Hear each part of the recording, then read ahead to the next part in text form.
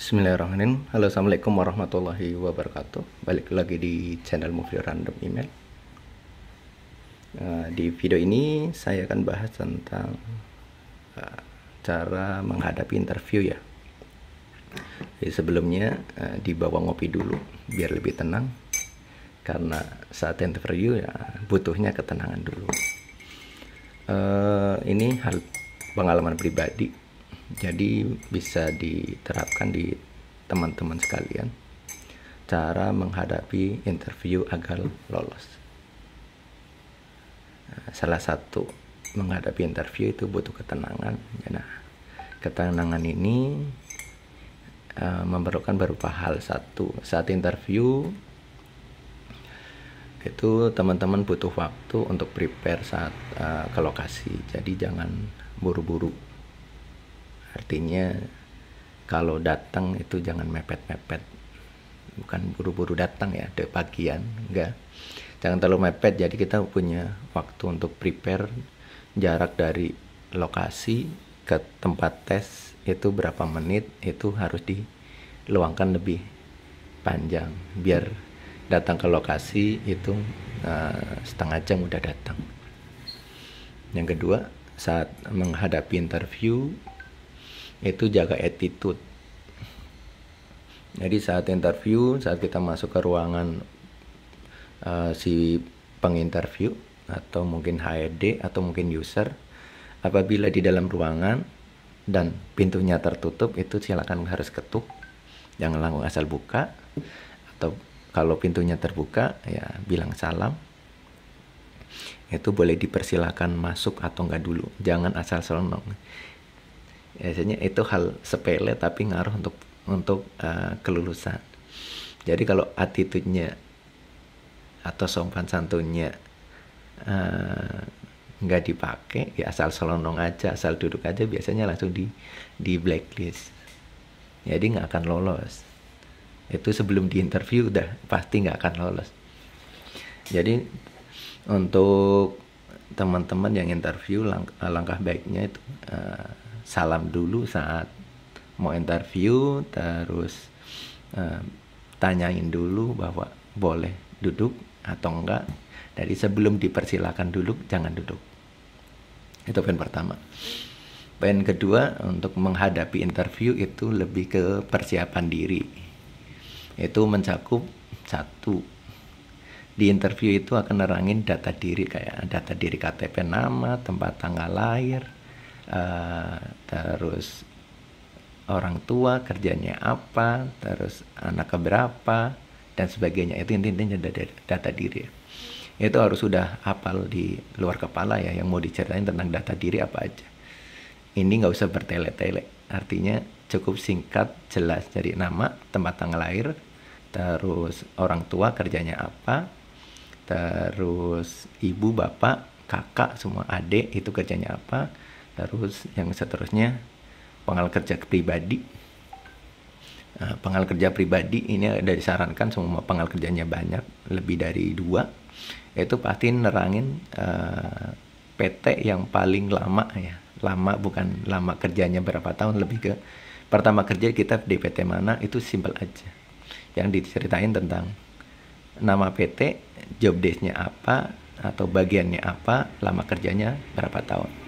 Contoh sederhana cuma PT Aisin bagian quality control, pengecekan barangnya nama door lock atau door frame selama 1 tahun.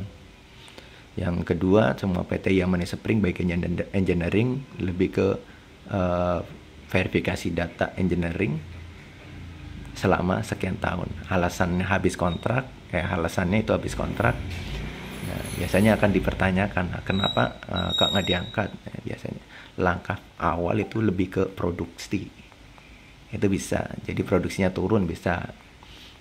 Yang kedua, udah nggak ada kuota pengangkatan di PT tersebut. Nah, itu sesimpel itu. Jadi cuman nerangin data diri yang ada di KTP, jadi nama, alamat, tempat tanggal lahir, ibu, bapak, kerjanya apa, adik, kakak kalau ada, kerjanya apa. Bagi yang baru lulus, itu nerangin tentang kepribadian dia. Jadi sama data diri lebih. Dan yang kedua, selama dia belum kerja, atau mungkin kegiatan sambil nyari kerja, atau kegiatan di rumah sebelum nyari kerja itu apa? Bantu orang tua itu bantu apa? Semua petani ya kalau bisa mencangkul ya mencangkul. Kalau ibunya dagang ya bantu belanja, itu boleh diceritakan di situ. Seterusnya hal untuk yang pertanyaan biasanya kelemahan dan kelebihan ya. Untuk di sini kita fokus kelemahannya aja, karena kelebihan ya pasti gampang lah, masing-masing pribadi masing-masing bebas. Kalau yang kelemahan dimaksud di sini gini, kelemahan yang kita punya itu nggak boleh pengaruh sama produktivitas. Contoh yang agak fatal semua pelupa, itu sebenarnya jangan diceritakan. Soalnya kalau semua di otomotif lupa nggak pasang baut ya, ngefeknya eksiden atau kecelakaan.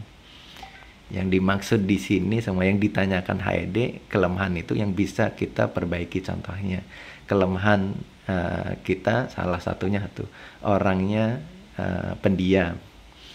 Nah, pendiam ini nggak cocok kalau di assembling, dicocoknya ntar taruhnya di sub AC yang kerjanya sendiri-sendiri. Contoh welding, support welding, itu bisa pendiam pun dia kerjanya pasti maksimal, karena yang dibutuhkan kerja dan target.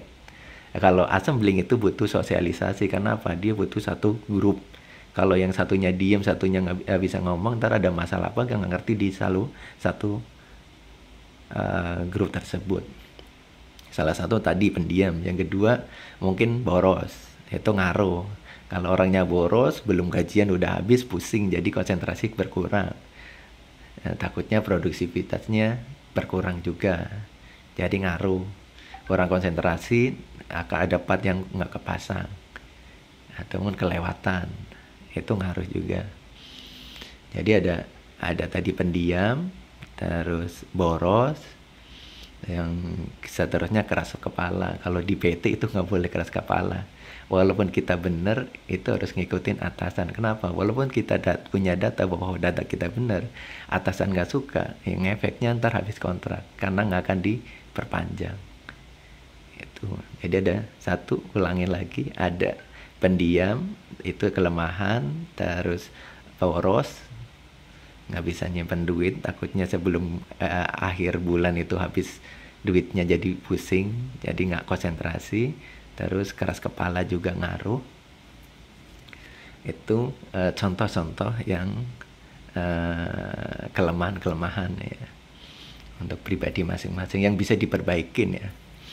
Mungkin teman-teman punya yang lain juga ya. Salah satu indikasinya ataupun patokannya kelemahan yang ada diri kita bisa diperbaiki.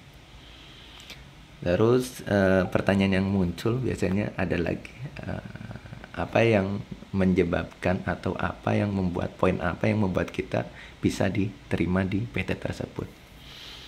Nah, untuk jawabannya lebih ke ya kayak disiplin, pekerja keras, suka tantangan.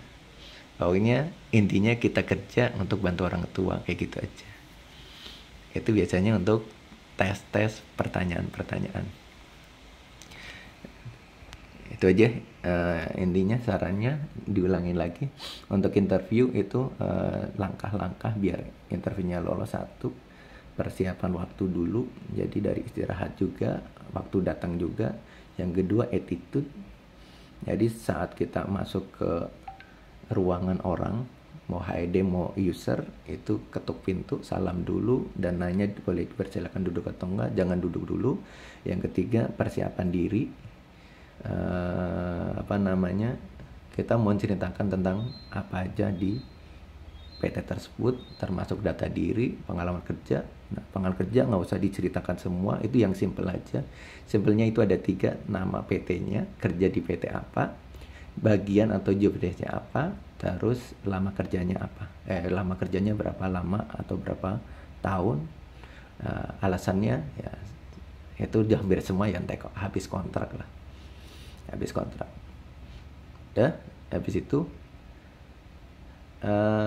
ya tambahan lagi, untuk setiap interview di PT tertentu kamu bisa baca riwayat PT tersebut, itu produksinya apa dan sebagainya. Jadi kita ngerti gambaran bahwa PT ini produksinya apa untuk cerita selanjutnya. Kalau semua ID-nya dan tanyakan tentang, ada yang ditanyakan lagi enggak, bisa nanyakan tentang shiftnya gimana, terus bisa ada uang transport atau enggak, ada jemputan atau enggak, buat kita prepare seandainya kita keterima di situ. Kalau nggak ada jemputan, kita nggak punya motor, berarti harus kontrak ataupun nyari tempat kontrak yang dekat sama PT tersebut. Untuk apa? Untuk antisipasi kita kerjanya bisa on time, jadi nggak telat karena alasan jauh dan sebagainya. Mudah-mudahan itu aja informasi bermanfaat. Silakan kalau ada masukan dan saran, silakan ketik di kolom komentar ya. Cukup video dari saya, mudah-mudahan bermanfaat. Assalamualaikum warahmatullahi wabarakatuh.